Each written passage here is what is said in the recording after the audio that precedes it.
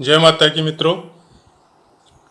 गोचर के फलों को देखने के बहुत से तरीके हैं और किन तरीकों से हम लोग अपने गोचर को ठीक से समझ सकें, उसका कोई उपाय है तो वो ठीक से कर सके, या कौन सी बातों की सावधानी हम लोगों को ज़रूरत है।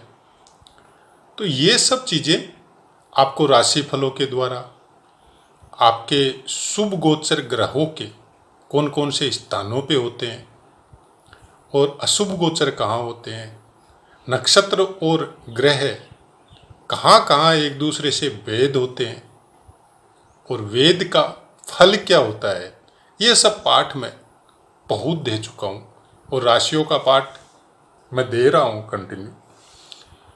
आज बात करते हैं सूर्य संक्रांति की। सूर्य संक्रांति जब एक राशि से दूसरी राशि में गोचर होता है, जैसे अभी सिंह में चल रहा है, कर्क में चल रहा है, तो वो सिंह में जाएगा। तो सिंह में जाने से उसका कैसा फल पूरे महीने, आने वाले महीने के लिए जब वो चेंज करेगा राशि, उस समय कैसा फल हम लोगों को पूरे महीने का मिलेगा। एक तो हो गया राशिफल, जो राशिफल मैं अपलोड कर रहा हूँ आप लोगों के लिए, राशिफल। और राशिफल के बाद में सूर्य संक्रांति। तो सूर्य संक्रांति का राशि फलों से ज़्यादा इफेक्ट होता है। जब हम लोगों को नक्षत्रों के द्वारा सूर्य संक्रांति का ये पता चल जाता है कि कौन से नक्षत्र में, जन्म नक्षत्र कौन सा है और सूर्य किस समय नक्षत्र और राशि परिवर्तन कर रहा है, उस समय में हम लोगों का चंद्रमा, जो कि डेली नक्षत्र चेंज होते हैं, तो उस दिन चंद्रमा कौन से नक्षत्र पे था और इसको कैसे निकाला जाता है, ये अगर निकालने की विधि आपको पता करना है तो आप ठीक एक महीने पहले मेरा ये पाठ अपलोड किया हुआ है जुलाई का, जब सूर्य संक्रांति हुआ था उस समय का। तो विधि उसमें मैंने पूरी बताई है।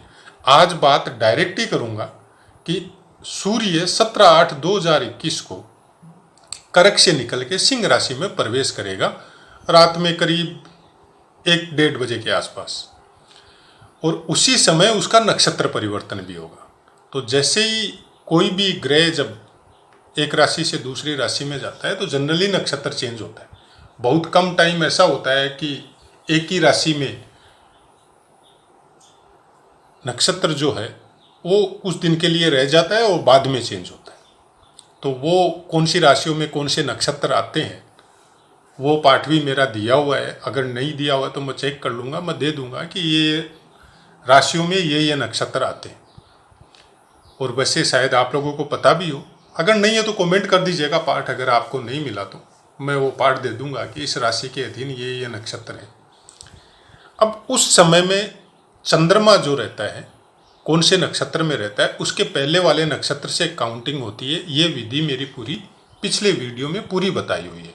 आज मैं डायरेक्ट ही बताऊंगा कि सूर्य 17/8/2021 को सिंह राशि में प्रवेश करेगा। उस समय आपके जन्म नक्षत्र के हिसाब से आपके लिए ये संक्रांति, सूर्य की सिंह राशि में संक्रांति आपके लिए कैसे फलीभूत होगी और किस तरह से फल देगी, उसके विषय में जब हम लोग इसके विषय में जब सोचते हैं कि अगर राशिफल से हम लोगों ने नहीं देखा और सूर्य संक्रांति से हम लोगों को पता चल गया कि नहीं, मेरा ये महीना मेरा ठीक जाने वाला है, फिर भी अगर कोई और गोचर हो जो वेद अवेद का सिस्टम चल रहा हो वहाँ पे, कि आपका अच्छा गोचर चल रहा है लेकिन दूसरे ग्रह से वेद हो रहा है, तो उसका फल न्यून हो जाता है वहाँ पे। या फिर चंद्रमा का गोचर चेंज होते रहता है, लेकिन फिर भी सूर्य संक्रांति का अपना एक अलग इफेक्ट होता है। और उसके विषय में जब हम लोग बात करते हैं तो सब गोचर का निकालने के बाद में सूर्य संक्रांति देखते हैं। अगर सूर्य संक्रांति भी हम लोगों को सपोर्ट कर रहा है वो सब शुभ गोचर को, तो फिर 100% श्योर है कि वो अच्छे फल आपको इस समय में मिलेंगे। ये बहुत डीप प्रिडिक्शन में आ जाता है जब पूरा वेद, शुभ गोचर और दशा महादशा, प्रत्यंतर दशा, आधान, वध, ये सब नक्षत्र, लता दो, सब निकालने के बाद में जब सूर्य संक्रांति का फल अच्छा आता है और वहां पे अगर बुरा आ रहा है तो फिर वो घटित नहीं होगा जो हम लोगों ने पहले निकाला, वो वैसा घटित नहीं होगा। सूर्य संक्रांति सपोर्ट कर रही है, मतलब क्या है कि सूर्य सबसे ज़्यादा बली है, राजा इसलिए बोला जाता है। और सूर्य संक्रांति अगर नक्षत्र के हिसाब से, आपके जन्म नक्षत्र के हिसाब से आपको सपोर्ट करती है तो बुरे फलों की प्राप्ति है वो बहुत कम हो जाती है, बहुत कुछ सूर्य की वजह से। क्योंकि बुरे फल जनरली आपके हेल्थ के ऊपर सबसे ज़्यादा इफेक्ट डालते हैं।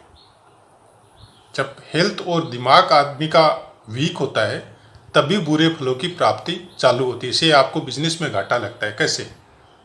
आपने गलत निर्णय लिया, मतलब आपका दिमाग डिस्टर्ब हुआ, तब बिजनेस में घाटा लगा। आपको कोई बीमारी हो गई, कैसे? आपका हेल्थ वीक हुआ इसलिए बीमारी हुई। लेकिन सूर्य संक्रांति का सपोर्ट अगर मिल जाता है तो आदमी उन फलों को इजीली भोग के निकल जाता है। सूर्य संक्रांति सबसे ज़्यादा इफेक्टिव मेरी प्रिडिक्शन में, मैंने जो अभ्यास किया है उसके हिसाब से है। और सूर्य संक्रांति का फल हो सकता है आपको बिजनेस में तरक्की नहीं हो, कोई बाकी चीज़ों की वजह से, दशा महादशा की वजह से, गोचर शुभ नहीं हो उसकी वजह से, या नहीं चल रहा है काम धंधा, लेकिन सूर्य संक्रांति अगर सपोर्ट कर रही है तो आप आराम से अच्छे स्वास्थ्य के साथ आप बैठे रहेंगे और अच्छे समय का प्रतीक्षा आराम से कर सकते हैं बैठ के। डिस्टर्ब नहीं होगा, आपका दिमाग भी डिस्टर्ब नहीं होगा और हेल्थ भी डिस्टर्ब नहीं होगा। ऐसा सूर्य संक्रांति का फल होता है। तो सूर्य 17/8/21 को मघा नक्षत्र में सिंह राशि में प्रवेश करेगा। जिनका भी जन्म नक्षत्र विशाखा, अनुराधा और ज्येष्ठा है, उन लोगों के लिए इस समय में, इस महीने में यात्रा या सफ़र का कोई बंदोबस्त हो सकता है। लंबा भी हो सकता है, बार बार सफ़र भी, छोटी छोटी यात्राएं भी इस समय में आपको प्राप्त हो सकती है। उसके बाद में जिनका भी जन्म मूल नक्षत्र पूर्वाषाढ़ा, उत्तराषाढ़ा, श्रवण, धनिष्ठा और शतभिषा में हुआ है, उनको इस समय में भोगों की प्राप्ति होगी। भोग मतलब आप सब तरह के भोग समझ सकते हैं जो शुक्र से कनेक्टेड होते हैं, जो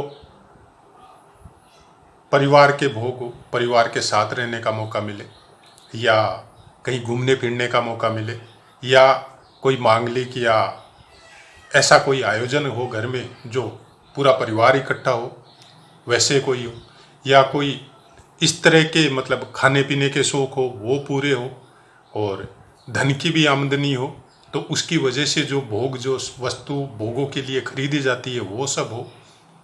तो जितने भी भोग जिनको बोला जाता है कि भाई यात्रा का सुख हो, परिवार का सुख हो, वाइफ का सुख हो, बच्चों का सुख हो, जितने भी प्रकार के सुख है सब इस समय में ऐसे जातकों को प्राप्त होंगे जिनका भी जन्म इन नक्षत्रों में हुआ है। उसके बाद में चलते हैं रेवती, आपका अश्विनी, भरणी, कृतिका, रोहिणी, मृगशिरा और आद्रा। ये नक्षत्र, इन नक्षत्रों में जिनका जन्म हुआ है उनको नई चीज़ों की प्राप्ति इस समय में होगी।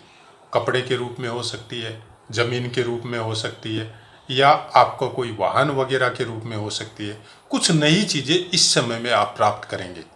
हालांकि आप अपने बजट से ही करेंगे, लेकिन कुछ नई चीज़ें इस समय में आपको प्राप्त होगी, आप खरीदेंगे इन चीज़ों का। उसके बाद में आप आइए मघा, पूर्वा फाल्गुनी, उत्तरा फाल्गुनी, हस्त, चित्रा और स्वाति। ये नक्षत्र जिनका भी जन्म इन नीचे वालों नक्षत्रों में हुआ है, इस समय में आपको धन प्राप्त होगा। धन मतलब इस समय में आपको भोग, यात्रा या कोई नई चीज खरीदने का मौका नहीं मिलेगा, धन प्राप्त होगा। मतलब आपने कोई काम किया हुआ है, उसका धन रुका हुआ है तो वो प्राप्त होगा। आपका बिजनेस ग्रो कर रहा है, आपके पास स्टॉक पड़ा था कोई सामान का और वो बिक नहीं रहा था, अचानक से उसका प्राइस बढ़ा और आपका वो सामान भी बिकने लग गया, तो एक्स्ट्रा कैपिटल इकट्ठी होगी ना, प्रॉफिट हुआ आपको। तो इस तरह से इस योग को आपको समझना पड़ेगा। या आप सर्विस कर रहे हैं तो अचानक से कंपनी ने या गवर्नमेंट ने डिसाइड किया कि आप सबका इतना % इंक्रीजमेंट होना चाहिए, तो वो धन आपको मिला। तो ऐसे ही कुछ धन से संबंधित जितने भी काम हैं इस समय में आपको प्राप्त होंगे। सूर्य संक्रांति के विषय में अगर कौन सी विधि है, किस तरह से देखा जाता है, वो अगर आपको पता करना है, नोटिंग करना है, जो कि करना भी चाहिए, तो वो पिछले पाठ में मैंने पूरी विधि बताई हुई है। तो उसको अगर आपको समझ में नहीं आ रहा है तो आप कमेंट कीजिए, मैं दोबारा लिख दूंगा। ऐसा कोई बात नहीं है कि मैं दोबारा नहीं लिख सकता। कोई भी गोचर का फल किसी एक तरीके पे डिपेंड नहीं होता है। सब तरीकों को सम्मिलित करके गोचर का फल देखा जाता है। आप अपनी कुंडली के हिसाब से आप देखिए कि आपके गोचर जो भी ग्रह है कौन से भावों में गोचर कर रहे हैं। उसके बाद में मेरे पाठ दिए हुए हैं, कहीं पे शुभ गोचर है या अशुभ गोचर है उसका पता कीजिए, या फिर किसी दूसरे ग्रह से वेद हो रहे हैं कि नहीं हो रहे हैं वो पता कीजिए। उसके बाद में कौन से नक्षत्र पे गोचर कर रहे हैं, और वो नक्षत्र तो किसी के द्वारा वेद नहीं हो रहे हैं, शुभ वेद हो रहे हैं या अशुभ वेद हो रहे हैं, इनका भी महत्व है। एक छोटी सी बात है, आपका सूर्य और चतुर्थ या भाग्य स्थान या दशम स्थान या पंचम स्थान में बैठ के या सप्तम स्थान में बैठ के कोई गलत राशि पे बैठ के आपको पीड़ा दे रहे हैं गोचर में, और वो जिस नक्षत्र पे बैठा है उस नक्षत्र को अगर मंगल वेद कर रहा है तो उस पीड़ा की जो मात्रा है ना वो इतनी कम हो जाएगी कि आपको पता ही नहीं चलेगा। क्रूर ग्रह से वेद होने की वजह से अशुभ फलों में कमी ऑटोमेटिक होती है, लेकिन अगर वही सूर्य आपको शुभ फल प्रदान कर रहा है, आपके दशम स्थान में बैठ के, आपके तीसरे स्थान में बैठ के, 11वें स्थान में बैठ के, छठे स्थान में बैठ के आपको बहुत अच्छे फल प्राप्त दे रहा है वो इस समय में, और उस समय में उसका नक्षत्र या वो खुद मंगल के द्वारा वेद हो जाता है, तो फिर शुभ फलों में भी कमी आ जाती है। लेकिन अगर गुरु के द्वारा वेद हो जाता है, शुभ ग्रह के द्वारा वेद, शुभ मतलब गुरु हो, शुक्र हो, पूर्ण चंद्रमा हो और अच्छी राशि पे बैठा हुआ बुध हो, ये शुभ ग्रह में गिनती होते हैं। तो उनके द्वारा अगर वेद हो रहा है तो फिर उन शुभ फलों में बढ़ोतरी होती है। और वैसा ही कुछ शुभ ग्रह के द्वारा अगर वेद हो रहा है आपका अशुभ फल वाला ग्रह, तो उसके अशुभ फलों में भी बढ़ोतरी होती है। तो इस तरह से सब चीज को समझना पड़ेगा, तब जाके हम लोग गोचर का सटीक प्रिडिक्शन ले सकते हैं। कुछ चीजों को अगर हम लोग खुद सीख लें, मेरा चैनल चलाने का मकसद भी यही था कि नॉर्मल थिंग है ये सब चीज़ें कोई इतनी ज़्यादा मतलब स्टडी करने वाली नहीं है। अगर आप दिनचर्या में इसको इस्तेमाल करेंगे तो बहुत इजीली सीख जाएंगे। और मेरा जहाँ तक मेरा कोशिश हो रहा है, मैं नॉर्मल लैंग्वेज में जो आपस में हम लोग आपस में बात करते हैं उस लैंग्वेज में हर चीज़ बताने का, वो भी बिना कोई आपके दिमाग में भ्रम डाले, बिना कोई डर डाले, एकदम सुंदर शब्दों में बताने का कोशिश करता हूँ जिससे आप समझ सकें। आप बार बार भागते हैं हर चीज़ के लिए, एस्ट्रो के पास जाते हैं, हाथ दिखाते हैं, कुंडली दिखाते हैं, आप उस भ्रम से निकले। क्योंकि जितने तरह के इंसानों के पास आप जाएंगे वो अपने अपने ज्ञान के द्वारा, अपनी अपनी विधियों के द्वारा अलग अलग तरीके से आपको प्रिडिक्शन करेंगे। तो अगर हम लोगों को बेसिक नॉलेज खुद को, तो हम लोग वो सब पीड़ा से, वो सब भ्रम से हम लोग खुद दूर हो सकते हैं। और जब कोई डीप प्रिडिक्शन करवानी हो और हम लोगों से पॉसिबल नहीं हो, तो फिर हम लोगों को ये भी पता चल जाता है, क्योंकि खुद को अगर बेसिक नॉलेज है तो हम लोगों को पता चल जाता है कि कौन सा ज्योतिष सबसे अच्छा इस विषय में कमांड रखता है।